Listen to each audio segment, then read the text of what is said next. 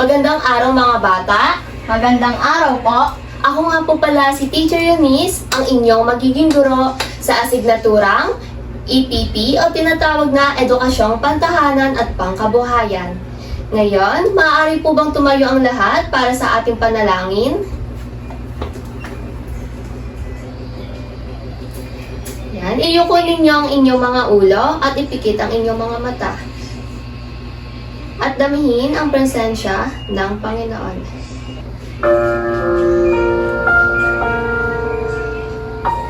Panginoon, salamat po sa panibagong araw na ito upang kami ay natuto. Buksan niyo po ang aming isipan upang lubos na maintindihan ang aming mga aralin. Bigyan niyo din po ang aming mga guro, mga magulang, at mga kamag-aral ng lakas ng katawan at isipan na mas higit namin kailangan sa araw-araw sa panahong ito. Ang lahat po ng ito ay aming dinadalangin sa iyo, aming Diyos Ama. Amen. Amen.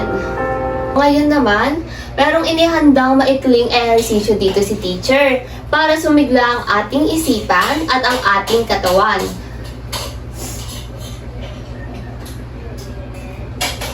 Ayan, gayahin niyo lamang ang mga kilos na pinapakita sa video.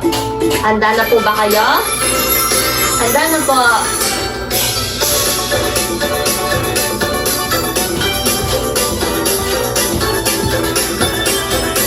Simulan ang gawain ng buong sigla, o kaya't ang katawan ay handa na. Tayo'y mag-ehersisyo, ulo hanggang paa. Isa, dalawa, tatlo, tayo'y mag-umpisa. Dahan-dahan, ang ulo ay iikot. Pakantang indigo. Ikot dahan-dahan, ang ulo kong bilog, ang maliit. Malintek daw. Iikot sa iyong harap, kumilang ng hanggang 8. Ulit-ulitin mo ang ating ewa. Iikot ang hangwakan, iikot lang iikot. Katawan ay lulusog, maglakad. Malakad daw. Gamit ang iyong paa, lumakad ng maraan. Kaliwaan ka na, Tumakbo. tumakbo, tumakbo. Tayo ay tumakbo, tumalon, tumalon. Tayo ay tumalon, tumakbo, tumakbo. Tayo ay tumakbo, tumalon, tumalon. Tayo ay tumalon, maglakad ka. Gamit ang iyong paa, lumakas ang maraan. Kaliwa at kanan, ang pangay sa bewang ilagay. Huminga tayo ng sabay-sabay. Inhale. Exhale. Inhale. Exhale. Ayan, mahusay. Nagagalak ako na nakita ko kayong masigla na ngayong umaga. Ngayon, bago ang lahat, maaari po bang pulutin ang inyong mga kalat sa inyong paligid at pakiayos ang inyong mga upuan. Okay na po ba? Opo. Ayan, maaari na kayo umupo. Titignan natin kung buo na ba kayo sa ating klase. Ayan. Tatawagin ko kayo isa-isa ha. Say present pag nandito. Indigo, Present. Maureen, Travis. Ayan. At dahil walang lumiban sa ating klase, bigyan natin ng magaling clap ang lahat. Alam niyo po ba yung magaling clap, mga bata? Opo. Sige nga, tayo ang lahat. Sundan natin ang gagawin ni teacher ha. 1, 2, 3, go! 1, 2, 3, 1, 2, 3. Magaling, magaling! Yan, maaari na kayo umupo. Dito naman, meron po tayong mga alintuntunin sa ating klase. Alam niyo po ba yung alintuntunin natin sa ating silid-aralan, mga bata? Opo. Ayan yung mga alintuntunin sa ating silid-aralan. Meron po tayong 5 dito. Una, pakibasa, Indigo. Manatiling tahimik kapag may nagsasalita. Pangalawa, makinig ng mabuti sa guro. Pangatlo, itaas ang kamay kung nais magtanong at sumagot. Ayan, taas yung kamay. At pang-apat, makipagtulungan at makiisa sa mga gawain sa klase. At sa huli, igalang ang guro at mga kaklase. Ngayon, sa araw na ito, sana ilagay niyo po palagi sa inyong isipan at lagi niyo pong tandaan ang ating mga alintuntunin sa silid-aralan habang tayo ay nagtatalakay sa loob ng silid-aralan. Ay, naiintindihan po ba? Opo. Magaling. Tayo ay magbabalik-aral base sa ating nakaraang talakayan. Sino kaya dito ang nakakaalala pa sa ating huling paksa? Itaas ang kamay. Indigo? Computer file system. Wow, magaling! Ano kaya ibig sabihin ng computer file system? Tama! Ang computer file system ay siya yung nag-aayos o nag-iimbak ng mga files at folders sa computer. Bakit kaya kailangan maayos ang files at folders sa computer? Tama! Kailangan nating maayos, kailangan maayos palagi yung files at folder sa computer upang madaling hanapin at madaling makita kapag kinakailangan. Nagagalak ako dahil naalala nyo pa ang ating nakaraang paksa. At dahil dito, yung mga natutunan ninyo kahapon ay mas madali ninyo mauunawaan yung magiging paksa natin ngayon. Ayan, merong inihanda si teacher dito na laro. Alam niyo po ba yung online game na 4 picks 1 word? Opo. Anong ginagawa sa 4 picks 1 word, Indigo? Magpapakita ng 4 na larawan at isa lang ang word.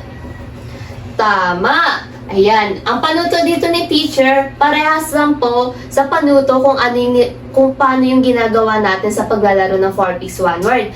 May 4 na larawan na kung saan meron pong mga kahon, dyan po mabibilang kung ilang mga letra ang hahanapin ninyo or huhulaan ninyo na salita. Tingnan nyo mabuti yung 4 na larawan. At kapag meron na kayong idea or naisip na salita, maaari po kayong magtaas para matignan natin kung ito ba ay tama. Naintindihan po ba? Opo. Okay, sa unang larawan muna, ano yung pinapakita sa unang larawan? Global Internet. Paano naman po sa pangalawang larawan? Laptop na may nakalagay na Symbol? symbol Ng internet. tama. Sa pangatlo naman, ano kaya to? Ayan. Web browser na may symbol ng global. At sa huli, Global communication. tama. Para sa inyo, base sa 4 na larawan, ano kaya yung salita na kinutukoy dyan mga bata? Internet. Indigo? Internet. Sige, tignan natin kung internet. Ayan, may clue dito na nilagay si teacher. At ito yung tamang sagot. Internet. Magaling. Bigyan natin ng packbat clap si Indigo. Alam niyo po ba yung packbat clap? Opo. Sige nga, tayong mga bata. 1, 2, 3, go! 1, 2, 3, pak na pak! 1, 2, 3, bet na bet! Ayan, meron ulit tayo dito ang 4 na larawan.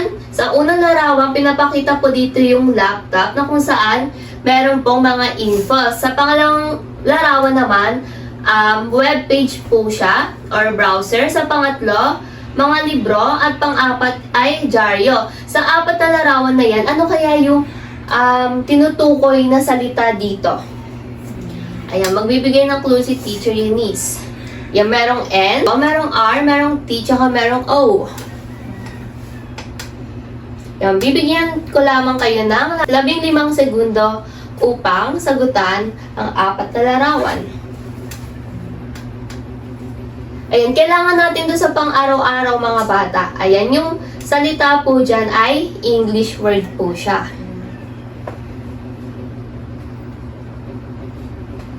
Okay, taas na ng kamay kung merong sasagot. Okay, anong sagot mo? Tama, ang sagot po dyan ay information.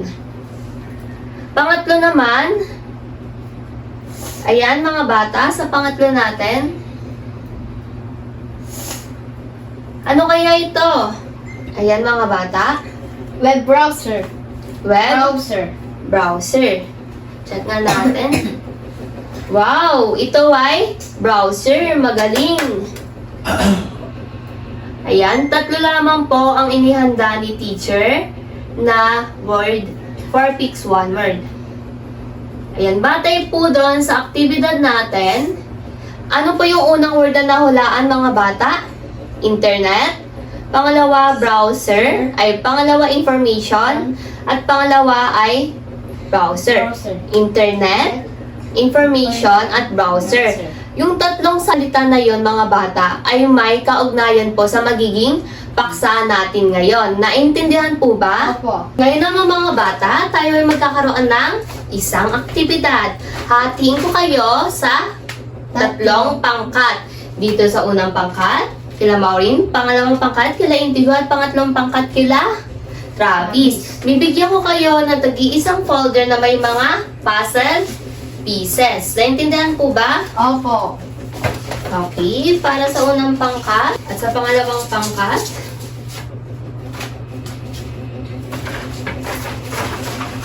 Ayan, bibigyan ko kayo. And ganito muna siya. And ito yung mga puzzle pieces. Bubuuin nyo po siya at ilalagay nyo po sa folder. Okay, ganito ha, dito ha. Okay. Bibigyan ko lang kayo ng 3 minuto para tapusin ang inyong mga puzzle. Naintindihan po ba? Opo. Okay, timer start now. Ayan, pagkatapos pala, ipepresenta nyo po siya sa harapan ha. Tapos, may mga gabay na katanungan si Teacher Eunice batay sa ating gawain.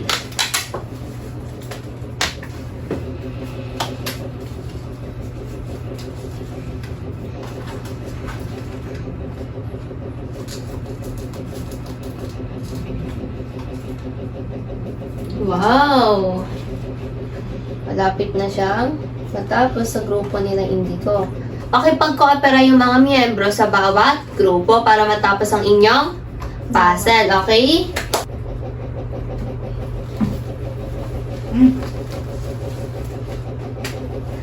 Tapos na po ba ang lahat? Opo. Okay. Sa pangkat 1, maaari na po ba kayo pumunta dito sa ating harapan? Okay. Okay. Pangkat 2, tayo na mga bata sa miyembro ng pangkat 2. Dito, harap dito. Ayan, harap sa mga klase. Okay, may gamay na tanong si Teacher Eunice. Ayan, ano ang pangalan ng logo na inyong ginawa? Google Chrome. Google Chrome. Ano sa palagay ninyo ang gamit ng logo upang... ano sa palagay ninyo ang gamit ng logo na ito? Pang search o mga information ng mga gamit. Okay, nagamit nyo na ba ito dati? Mga Opo. bata? Kung oo, paano nyo siya nagamit? Naghanap ng mga information tsaka nagtanong. Okay. Magaling. Bibigyan ko kayo ng 15 buntos sa grupo nila Indigo. Palakpakan natin sila. Okay, yung may seat na. Base sa mga nakita ko, bawat pangkat ay na-presenta po nila sa harapan yung mga kanilang nabuong puzzle, which is mga logo ng web browser na po yun. Kung saan, itong mga to ay merong kaugnayan sa ating bagong paksa. Sa unang pangkat, ano kaya ito yung nabuo ng unang pangkat? Mozilla Firefox. Mozilla Firefox. Sa group 2, sa pangkat nila Indigo, ano kaya ito? Google Chrome. Google Chrome. At sa group 3, ano kaya ito? Ayan, nawawala lang yung isang puzzle. Ano kaya ito? Internet? Internet Explorer. Tama. Okay, once again, I'm Teacher Eunice. Ngayon, meron tayong bagong paksa. Bago ang lahat, meron tayong mga layunin dito na kailangan nating ma-achieve bago matapos ang ating talakayan. Maliwanag po ba? Opo. Pakibasa ang ating bagong paksa, mga bata. Web browser at search engine. Ayan, sino po yung may computer dito sa bahay mga bata? Ikaw. Ayan, pakibasa nga yung meaning ng computer mga bata. Ang computer ay isang elektronikong aparato na ginagamit sa pagproseso, pag-iimbak at pagpapakita ng impormasyon. Ito ay tumutulong sa atin sa iba't ibang gawain tulad ng paggawa ng dokumento, paglaro, pakikipagkomunikasyon at paghahanap ng impormasyon. Ayan, base dito, pag sinabi daw pong computer, ito daw po is isang electronic device or technology na ginagamit daw natin sa pagproseso, pag-iimbak at paghahanap ng mga information na tumutulong sa atin sa pag-aaral at sa pang-araw-araw. Alam niyo po ba yung ibig sabihin ng web browser, mga bata? Ang web browser ay isang software o program na ginagamit upang ma-access at makita ang iba't ibang website sa internet. Ito ang nagsisilbing daan upang makapagbukas tayo ng mga webpage at makahanap ng impormasyong online. Okay.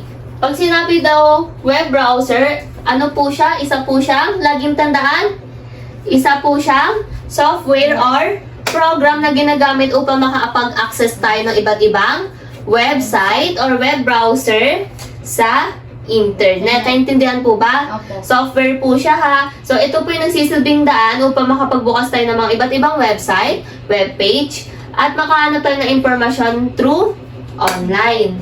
Ano po yung mga halimbawa ng mga web browser base sa pinagawa kong aktibidad kanina? Ano yung number 1? Pakibasa yung tigo? Google Chrome. Pakibasa ng meaning ng Google Chrome. Ang Google Chrome ay isang libreng web browser na binuo ng Google. Inilunsad ito noong 2008 at nananatiling isa sa mga pinaka-popular at pinaka-ginagamit na web browser sa kasalukuyan. Saan dito sa tatlo yung Google Chrome na logo? Dito, saan dito? Ayan. Ayan. Anong kulay ng Google Chrome? May color green, color red, ano pa? Blue, tsaka Yellow. yellow. Magaling. Pag sinabing Google Chrome, isa rin po siyang libreng web browser na binuo daw po ng Google. Kailan po siya inilunsad? Noong 2008 at nananatili po siyang pinaka-popular na ginagamit na web browser hanggang ngayong taon. Naintindihan po ba? Opo. Ayun, pakibasa yung Mozilla Firefox. Ang Mozilla Firefox ay isang libre at open source na web browser na binuo ng Mozilla. Kilala ito sa mabilis, ligtas at madaling paggamit sa pag-access ng mga website sa internet. Okay. Ito po yung itsura ng Mozilla Firefox. As you can see, mukha siyang yung anong animal yan? Fox. Fox. Diba? Kaya siya Firefox kasi anong color nun? Para may pagka-red, diba? Parang nagsisimbol siya as a fire, diba? So, Firefox. And inilunsad po ito or yung gumawa po nito is yung Mozilla. Kaya tinawag po siyang Mozilla Firefox. So, isa rin po siyang libreng web browser at open source. Ayan, kilala daw po siya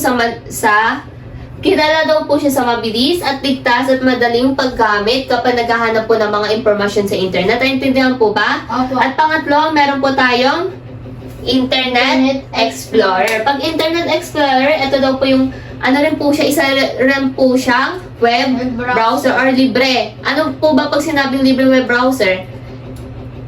Hindi na po kailangan magbayad. For example, pag pinindot mo si Google Chrome, pwede ka na mag-search na kung ano-ano, hindi mo na kailangan magbayad ng pera about data, di ba? Tama po ba? Kailan pa inilunsad si Internet Explorer? 1995. Ayan, inilunsad po si Internet Explorer noong 1995 at binuo po ito ng Microsoft Corporation. Okay nga, pakita lang nga ulit sa akin yung mga iba't ibang halimbawa ng web browser. Una, Google Chrome, Mozilla Firefox, Internet Explorer. magaling! Ngayon, meron tayo iba't ibang bahagi ng web browser. Una dyan ay yung browser window buttons. Meron po tayong tatlong uri ng browser window buttons. Ang una ay minimize button. Ano ba yung ginagawa ng minimize button? Ito pa yung minimize button. Pinapaliit niya yung Pinapaliit yung web browser. yung browser at inilalagay ito sa taskbar. Kapag maximize or restore button, pinapalaki O binabalik sa dating laki. Ayan, ito yung maximize. Pag close button, Sinasara ang web browser. sinasara natin yung ating browser. Pag sinabing address bar, ito naman yung bahagi kung saan doon nyo nilalagay yung gusto ninyong i-search o hanapin. Doon nyo rin nilalagay yung mga links or URL. Nakakita na po ba kayo ng URL na example? Opo. Ayan. Saan po dyan yung address bar? Ayan, ito yung example ng URL. https://www.google.com. Navigation buttons. Ano po ba yung mga navigation buttons natin? Merong back button, forward button, refresh or reload button, at home button. Pag back buttons, eto po. Ano pong ginagawa ng back button? Ibabalik kung saang ano ka. Pahina. Ibabalik siya sa nakaraang pahina. Pag forward button, pumupunta siya sa susunod na Pahina. pahina. Kapag reload o fresh button, muling niload ang kasalukuyang pahina. Pag home button, bumabalik lang po siya sa homepage ng mismong browser. Ayan. Pag sinabi naman tab name, ito naman yung pinapahintulutan nito ang gumagamit na magbukas ng maraming web page sa iisang browser window. Ito po yung meaning ng tab name. Alam niyo na po ba? Opo. For example, nagbukas ka ng Google, tawag na po dyan sa ganyan na yan is tab name. Nagbukas ka ng Wikipedia, nagbukas ka ng YouTube, nagbukas ka ng Roblox. Anong tawag sa mga ganyan? Tab Tab name. Kapag sa plus sign, ano naman pag sinabing plus sign, tawag po dyan ay New tab. Ayan, ginagamit ito upang magbukas ng panibagong tab sa web browser nang hindi isinasara ang kasalukuyang web page. Ayan yung new tab. Naintindihan po ba si Opo. teacher? Ay, ano naman tawag kapag may star na between? Bookmark. Anong silbi ng bookmark sa bahagi ng web browser? Ang silbi po ng bookmark ay para ma-save po yung website na gusto ninyong bisitahin muli. For example, inopen mo yung Roblox. Para ma-save yun, para kapag kunwari nag-exit ka, i-save mo siya as a bookmark. Yan, pipindutin mo yung start, tapos magiging color yellow. Once na pinindot mo na yan, pag bumalik ka ulit from the start, ayan, pipinutin mo lang yung bookmark, then automatic, babalik ka na doon sa website na gusto mo. Naintindihan po ba? Opo. Ano naman yung customize and control Google Chrome? Ito naman po yung menu button. Ito po ay menu button. Ikaw nga pakibasa mga bata. Ito ay ang Menu button. Menu button. Button. Menu button. ulit. Pakibasa nga mga bata. Ito ay menu button. Karaniwang may tatlong tuldok sa kanang itaas ng browser na ginagamit upang baguhin ang mga setting, pamahalaan ang mga bookmark, tingnan ang history, mag-print at gamitin ang iba pang option ng Google Chrome.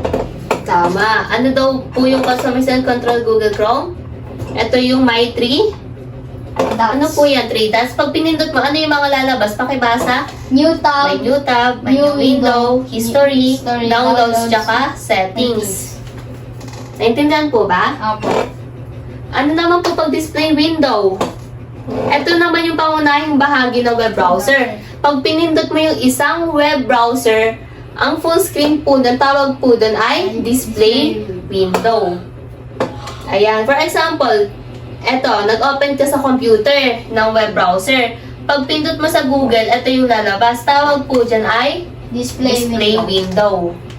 Ano naman po yung scroll bar? Pag sinabi namang scroll bar, ito po yung ginagamit natin na pwede pong siyang itaas, ibaba, pwede pong kaliwa, pwede pong kanan. Minsan pwede nyo po siyang gamitan ng mouse lang, di ba? Or pwedeng dito. Ayan, tawag po dyan ay, ano tawag po dyan mga bata, Indigo? Scroll bar. O, bakibasa naman pag sinabing search engine, ano meaning ng search engine? Ang search engine ay isang sistema o website na ginagamit upang maghanap ng impormasyon sa internet. Ilan sa mga kilalang search engine ay Google, Yahoo, at Bing at iba pa. So, pag sinabing search engine, siya po ay, hindi na po siya software. Ano na po siya? Website na po siya. Naintindihan po ba? Website po siya na dito na po tayo maghahanap ng impormasyon sa internet. Doon na tayo magta-type. Diba? Pag sinabing web browser, ito yung mga website na kailangan natin gamitin. Ngayon, yung search engine, dyan na po tayo sa website. For example, sa Google tayo, nag-search tayo ha. Ayan, dito na tayo. Tawag po dyan ay search engine. Ito yung mga bahagi ng search engine. Pakibasa. Search box. search box slash search field. Dito inilalagay o tinatype ang salita o keyword na nais hanapin sa internet. Ayan. Ito daw po yung search box or search field. Nakakita na po ba kayo niyan? Opo, Anong tawag po ulit dyan? search box o search field. Dyan, ano po nilalagay dyan? Pwede kapag tanong o maghanap ng impormasyon. Tama, ang galing naman ni Indigo. Ano naman yung Google search button? Ito naman yung pinipindot. At ito pagkatapos mag-type ng keyword upang simulan ang paghahanap ng impormasyon. So, pinipindot daw to pagtapos mo maglagay ng keyword o salita doon sa search box. Ito yung search box. Pag napindot mo na yan, for example, bakit mahalaga ang edukasyon? Yan, pag nalagay mo na daw dyan sa search box, ano yung next na gagawin? Pipindutin yung Google search button. Para diretso na tayo or para mahanap na natin yung mga informasyon. Ano naman to? I'm feeling lucky. Pakibasa? Pinipindot ito upang madirekta pumunta sa webpage na tinuturing na Google na pinaka-uugnay sa inyong hinahanap. Ayan, katabi lang po siya ng Google search button. For example, na-search tayo dito, benefits of exercise. Kung gusto mo makapunta agad sa mga iba't ibang websites, ang pipindutin nyo ay I'm feeling lucky. Tapos, pag napindot nyo na daw yon, lalabas na daw yung sa Google, yung mga yung mga naka-align doon sa hinahanap ninyo. Naintindihan po ba? Lalabas na doon yung mga links na naka-align sa sinearch ninyo. Okay, dito naman tayo sa mga bahagi ng search engine results page. Ayan, search field. Okay na yun, di ba? Ito yung kanina. Ayan. Diyan natin ilalagay yung mga gusto nating hanapin. Search button. Alam niyo po ba yung search button? Pakibasa, Indigo. Pinipindot ito upang ipakita ang mga resulta ng paghahanap batay sa inilagay na keyword. Okay, ito yung search button mga bata. Ayan, para may magnifying glass siya mga bata. Tingnan niyo mga bata, di ba? Tawag dyan ay search button. Top links, alam niyo po ba yung top links? Ito yung mga kategorya na once na sinearch nyo na to, ayan, kunwari, benepisyo ng ehersisyo, nilagay nyo na po siya dyan. Pag pindot nyo dyan, ito na yung mga lalabas.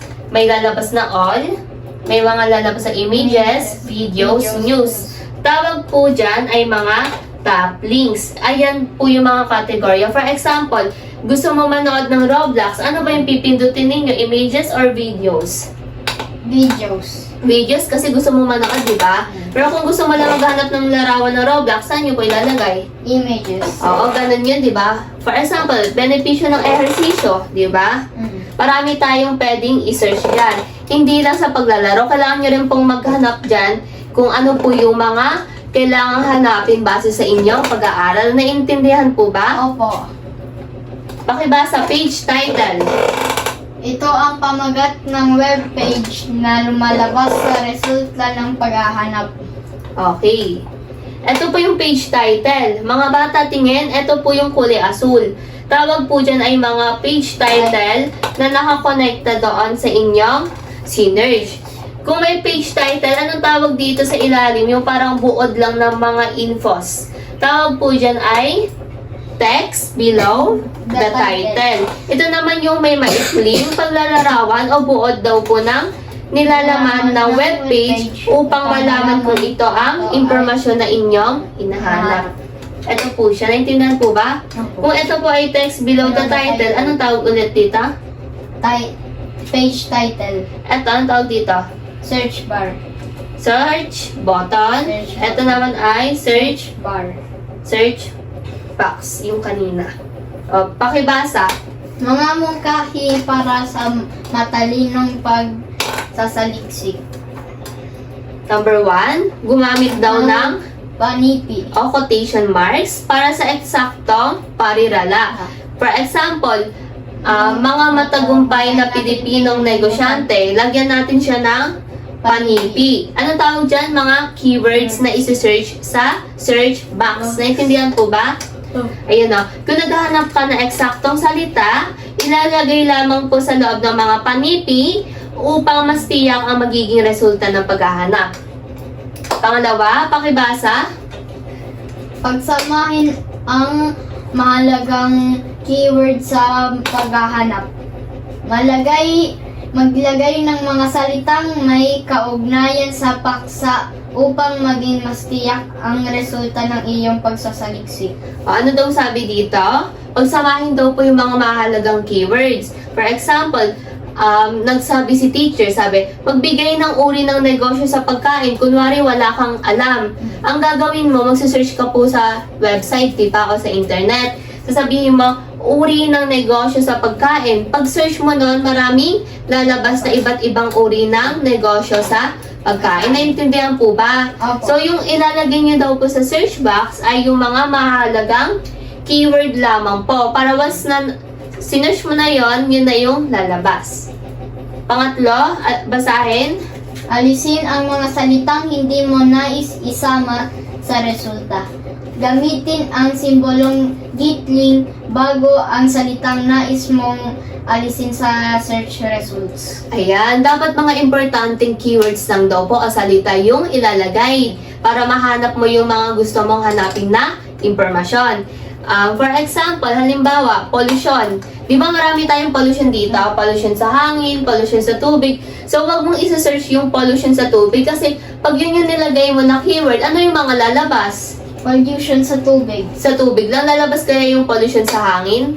Hindi, di ba? Kasi naglagay na siya ng tubig. Kaya, lagi daw tayong, kapag hindi naman daw siya kasali, ang ano yung ilalagay nating simbolo? Gitling. Okay? Naintindihan po ba? Pang last, pakibasa, Indigo. Pagpili ng angkop na impormasyon. Mahalagang suriin at piliin ang impormasyong makatutulong at may kaugnayan sa paksa. Dapat tiyaking ang impormasyon ay tama, napapanahon at mula sa mapagkatitiwalaan sangguin niyan. May tanong si teacher, paano niyo po bang malalaman kung legit yung mga pinagkukuhaan yung mga mga information? Kapag ito ay verified. For example, sa basta mga verified po siya. Huwag po agad maniniwala na pag kinlik ninyo, maniniwala agad kayo sa mga information. Naintindihan po ba? Kailangan daw po ito ay tama, napapanahon at mula sa mapagkakatiwalaang sanggunian. Naintindihan po ba? Okay. Yan. Para sa ating paglalahat, ang paggamit daw po ng web browser at search engine ay tumutulong sa mga tao na makahanap ng mga impormasyon sa internet at mas mapadali daw po, tsaka mas mapabilis yung gawain nila. For example, may assignment ka, anong gagawin mo? Sabi mo, Mag-search sa internet ng mga tamang impormasyon. tama. Ayan. Tapos, hindi lang naman mga datos yung kinukuha natin or mga impormasyon. Pwede rin tayo maghanap ng larawan, tsaka balita. Paano pag wala kayong TV sa bahay ninyo? Anong gagawin ninyo? Mag-search. Saan? Sa internet. Pwede po siya sa cellphone, sa laptop, o sa computer. pwede pong makanood na ng balita gamit ang internet. Naiintindihan po ba? Kung naiintindihan niyo po ulit, ano pong meaning ng web browser? Software? Software. Isa po siyang software. Na pwede mapag-searchan. Ano po yung mga halimbawa ng web browser? Google Chrome, Mozilla Firefox, Internet Explorer. Ano namang meaning pag search engine? Search engine. Isa na po siyang web site or web browser. Naintindihan po ba? May mga katanungan pa po ba regarding dito sa ating lesson? Hindi, wala na po. Ngayon, meron pong inihanda dito si teacher na pangkatang gawain kung saan ang tinatawag po dito ay hulaan mo ako.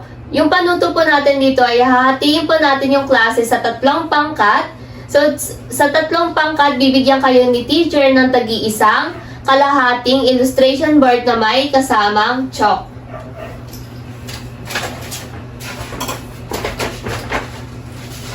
Ayan, dito yung unang pangkat.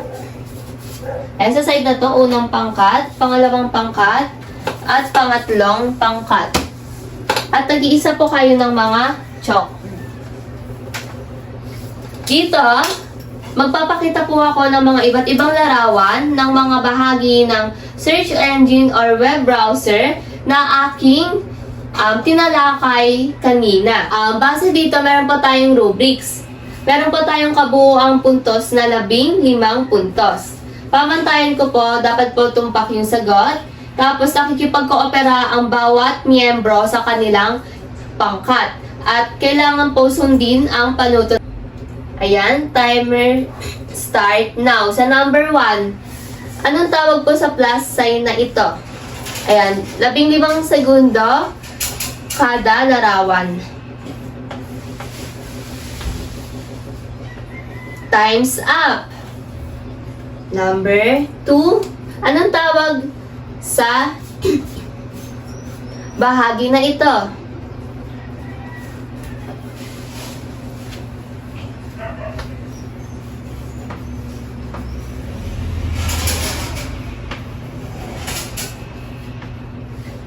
Okay, time's up. Sa pangatlo, ano kayang tawag sa hugis between na yan?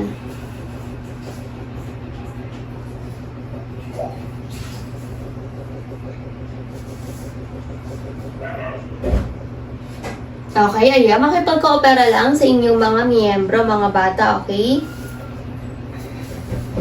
Pang-apat, ano kayang tawag sa box na ito? Kung saan dito po natin lalagay yung mga gusto nating salita na hanapin. Time's up. At panghuli, ano kayang tawag dito? Yan, sa ilalim ng blank. Madali lang yan, mga bata. At tapos na po ba kayo manghula? Tapos na. Pangalawang pangkat, tapos na po ba kayo? Opo. Pangatlong pangkat? Okay, at dahil tapos na, tayo ay mag-check mga bata. Number 1, ano ang tamang sagot? Ang tamang sagot ay new tab. Ayan, number 2. Ayan, pakita natin. Ayan, new tab number 1. Number 2 ay address bar. Number 3 ay bookmark. Number 4 ay, anong tawag mga bata? Tama, ito po ay search field or tinatawag po nating search box. At sa panghuli, ang tawag po natin dito ay Google search button. Yan, ipasa na ninyo ang inyong mga illustration board.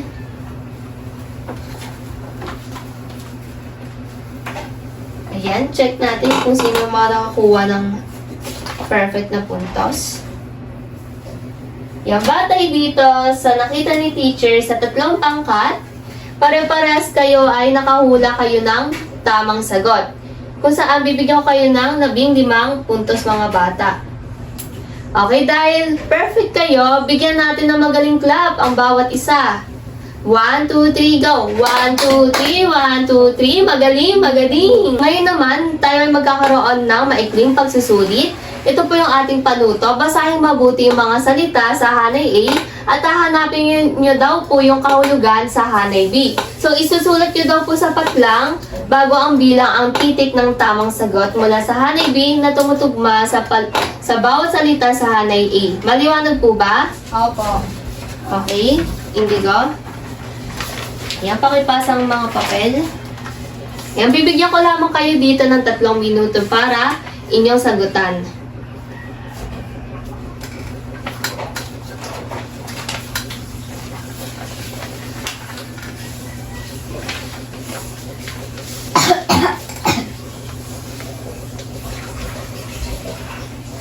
Tapos na po ba mga bata? Opo. Tapos na. At dahil tapos na, ating tsetsekahan ang ating maikling pagsusulit. Sa number 1, pakibasa. Anong salita yung number 1 dyan sa Hanay A? Aplikasyong Number 1, E. sa Hanay A muna, basahin mo muna. Anong salita yan? Web browser. Ano kaya yung kahulugan ng web browser sa Hanay B? Aplikasyong ginagamit upang ma-access ang mga website. Tama. Tsakan ninyo kung tama kayo sa number 1. Number 2, search engine. Ano ang kahulugan ng search engine sa Hanay B? Lugar kung saan iniilagay ang hahanaping salita.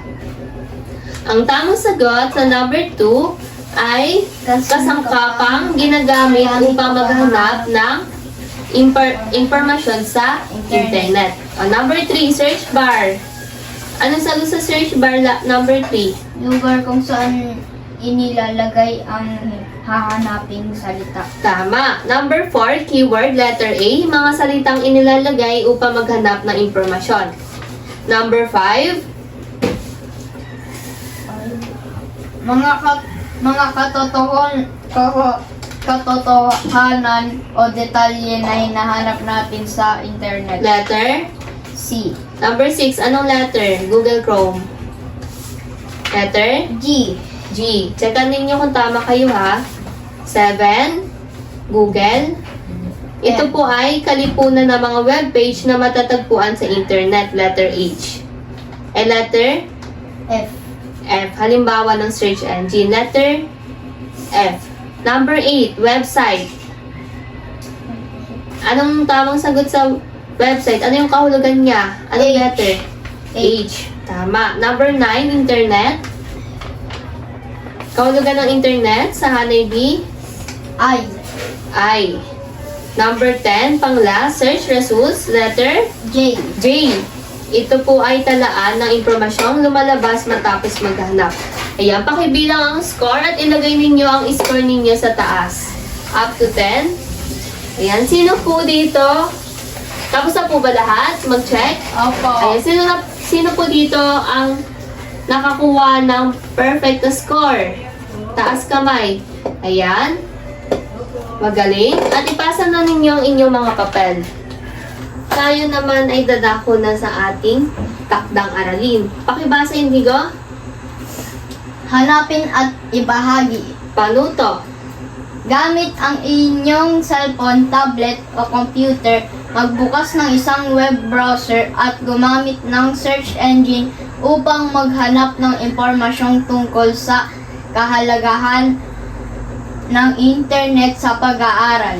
Pagkatapos, sagutin ang mga sumusunod gamit ang Google Forms. Ayan, para sa ating takdang aralin, ito yung iuuwi ninyo sa inyong mga bahay. Gagamit daw po kayo ng cellphone, tablet o computer. Sino po dito yung may cellphone?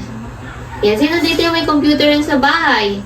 Ayan, kahit isa dyan yung gagamitin ninyo, ang gagawin nyo lamang mga bata ay magbubukas lamang po kayo ng isang web browser at gagamit rin po kayo ng isang search engine upang maghanap ng impormasyon tungkol sa kahalagahan daw po ng internet sa pag-aaral. Yung isa-search nyo po ay, again, kahalagahan ng internet sa pag-aaral. Magsasend ako sa GC ng link ng Google Form. Doon nyo po sasagutan yung mga gabay na tanong base doon sa inyong sinerch. Ito po yung mga gabay na tanong natin. Number 1, anong web browser ang iyong ginamit?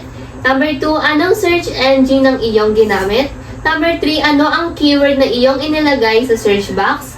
magbigay ng 3 impormasyong iyong natutuhan at panghuli, ibahagi ang website na iyong pinagkunan ng impormasyon. Naintindihan po ba ang Opo. ating takdang aralin? At sa paglalahat natin, sa araling ito, natutunan po natin yung iba't ibang bahagi ng search engine at ng web browser na mahalaga sa pang-araw-araw natin na buhay. Ang paggamit daw po ng mga kasangkapan na ito ay makakatulong sa ating pag-aaral at hindi lang naman sa pag-aaral, makakatulong rin po ito sa pang-araw-araw na gawain. Kaya laging tandaan yung mga tinalakay ni Teacher Eunice ngayong araw. Kaya may mga katanungan pa po ba tungkol sa ating paksa? Wala na po. At kung wala na po, tumayo lahat para sa ating pamamaalam. So maraming salamat sa pakikinig mga bata. Goodbye! Goodbye, Mommy. Goodbye, Binibini Eunice. Goodbye, classmates. See you tomorrow.